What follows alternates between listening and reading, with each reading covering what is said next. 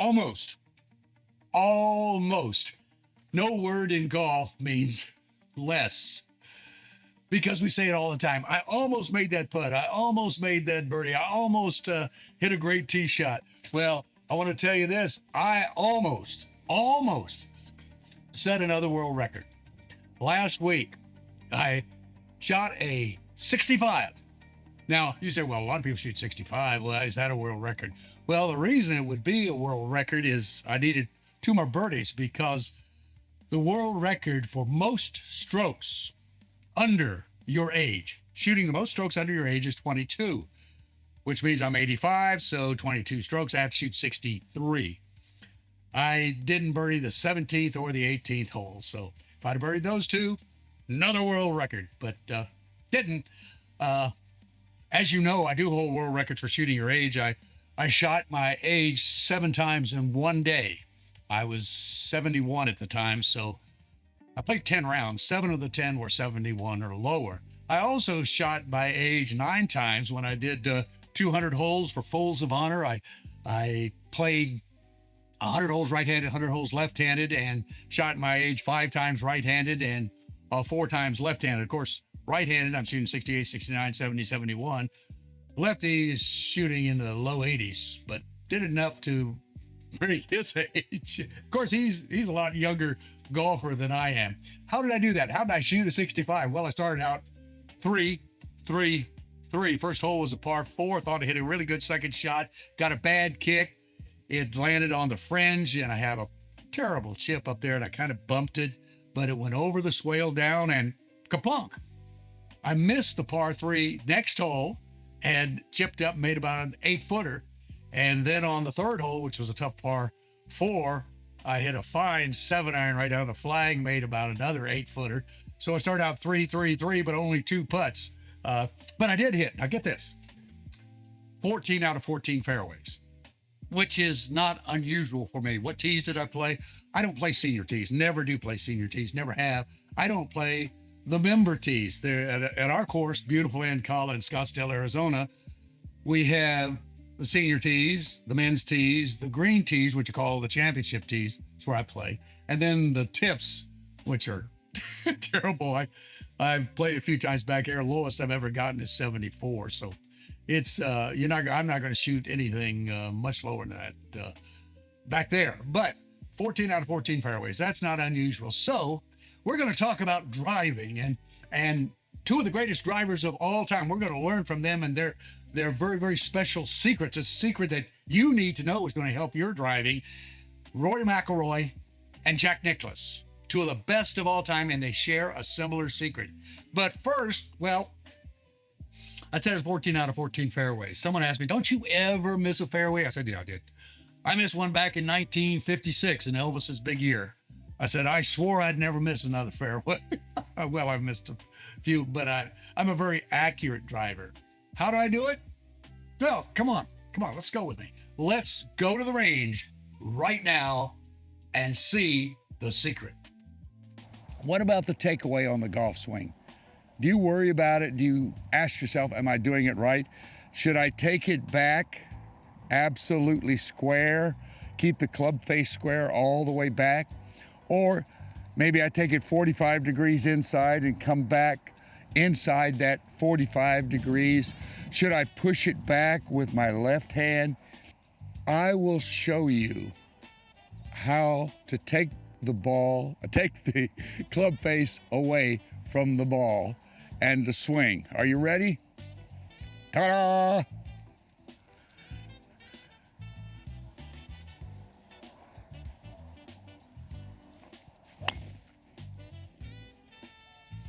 That was a beautiful shot. Let's do it again. This time we can't recreate that takeaway or that swing because everyone is different, but they're weird, aren't they? They're strange. They're peculiar, but there's a lesson here that I'm going to show you.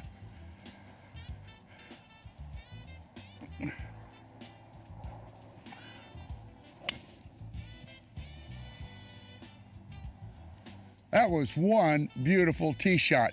So here's the lesson that we're going to learn. It is, yes, vitally important that this club face of the driver be absolutely square, not on takeaway, at impact. That's the whole purpose of the golf swing.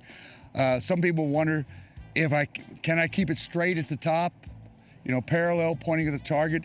They say cross. Some people cross the line. Larry Nelson did a lot, where he took it back like this, and the shaft was actually pointing to the right of the target, a good deal right of the target.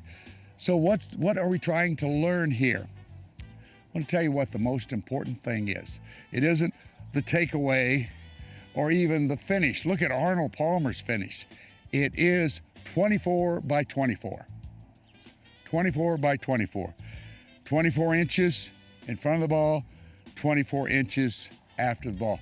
That's all that really matters. So in your swing, as you take it back, you come into the ball and the club face begins to be square. You keep it square as long as possible. So you start squaring it up 24 inches ahead and try to keep it square 24 inches past. If you do that, you're going to have nothing but straight shots. You can use the palm of your right hand. You can use the back of your left hand. The back of your left hand and the face of the driver. They're identical. And so wherever the back of the left hand goes, there will the driver go, see?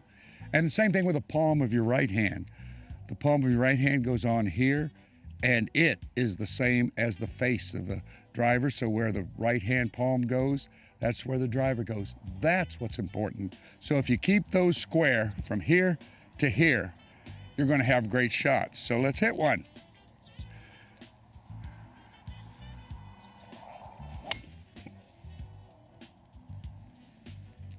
Square to square, 24 by 24. And back here in our studios, coming back from the range, I hope you learned from that. Square to square is so important. Control of the club face. You can't do that when you rip it away and swing at it as hard as you can. You've got to be under control. We've got a secret for you.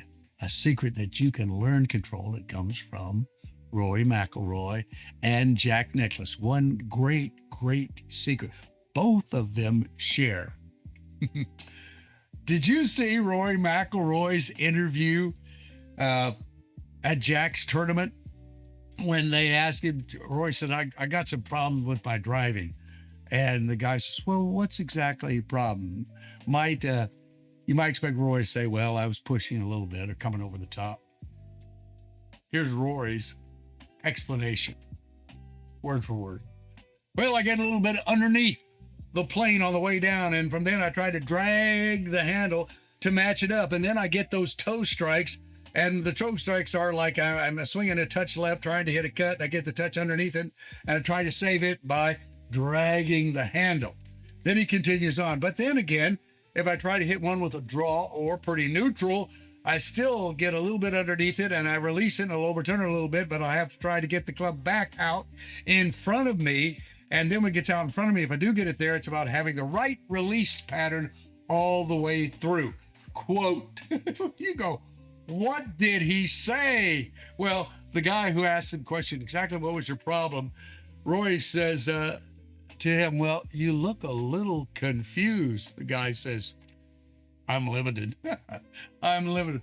What was Rory really talking about? Well, I love Rory McIlroy's swing. It's the greatest power swing of all time. It's a great golf swing.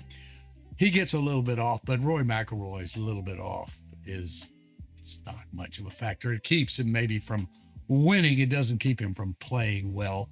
And then he can make the adjustments. If you're swinging at the miles per hour that Rory McIlroy swings, it's tough to make those little adjustments. You can't do it. So what's the secret that McIlroy has? I'll tell you, it's the same one as Jack Nicklaus. It's all on the backswing. That's right. If you make a full backswing, if you get set, if you're in position, then you can start down. And if you feel getting out a little bit in front or maybe lagging behind, you can make the corrections that Rory was talking about. I want you to understand this. Great players can correct on the downswing. You can't correct on the backswing. Backswings are terrible if you just rip the driver away from the ball. There's no way that you're going to make any adjustments. But if you make a big full turn, you're under control. And then you can start down. And if something's out of place, you're in position. You can adjust just a bit. You say, well, tell me a story about this. I got you a story. 1972. Jack Nicklaus is playing in the U.S. Open at Pebble Beach and hit what many people regard as the greatest shot of all time. Number 17, par 3, 72, United States Open. He has a tiny lead. And what does he do on 17 with a 20-mile-an-hour wind coming? He bounces up there within inches, kicks in the taps in the 2, and wins the tournament. What's so unique about that? That's Jack Nicklaus. Because he'll tell you he had to adjust on the way down. He's hitting a 1-iron. 95% of people have never even hit a 1-iron anymore. I still have a 1-iron. I love to hit a 1-iron. I love to go out in the range and for a play and maybe hit a 3-iron or a 1-iron. Tom Watson always said it this way. People say, he says he warms up if he's only got a short time to warm up with a 3-iron. He said, why a 3-iron? He says, well, if you're hitting it good, hey, you're hitting a 3-iron good, you're ready for the day. If you're hitting it bad, hey, it's a 3-iron. This is a 1-iron Jack Nicklaus hit there. And as he took it back, he started down and he felt like he was going to hit a tiny bit of a pull hook. So he corrected it on the way down with the back of his left hand, straightened out the club face, hit it square and flush, took off, covered that flag, dropped like that. Greatest shot, most people say, of all time. Gene Sarazen's double eagle in the second Masters, that's probably the greatest of all time. But in terms of just pure talent, a 1-iron, 219 yards. This is back 1972. The clubs weren't. This is like hitting a butter knife with a stick on the end of it. I mean, that's how talented Jack Nicklaus was. But both Jack Nicklaus and Rory, they take that smooth, they have a huge takeaway. Just watch it, how big that shoulder rotation is. The hands at the top are like this, and they're set. And then they start with the lower body. The biggest mistake most people make is they start the downswing with the upper body. You can't. You just start it with the lower body moving. The hands almost stay in the same position. And then as you come into it, boom, square to square, those 24 inches. And you'll hit 14 out of 14 fairways. And you'll say, I haven't missed a fairway since 2015. And made me so mad I swore I'd never do it again. Love having you here on our Golf Cast. I'm Bob Kurtz, known as Golf's Iron Man, for all those world records that I hold, and I'm not done. I am not done yet. I am going to get that 63 and 22 strokes under my age. Also, I want to have a recorded 300 plus drive. I want 300 yards plus because, after all, you're not a big driver unless you can hit it 300 plus yards anymore. So I used to qualify for the long drive contest. I hit it 300 yards. I might qualify. No, I won't. 300 yards is the back of the pack, but it is impressive, isn't it? And that's my goal this year. Be supportive. Thank you for subscribing. Thank you for watching.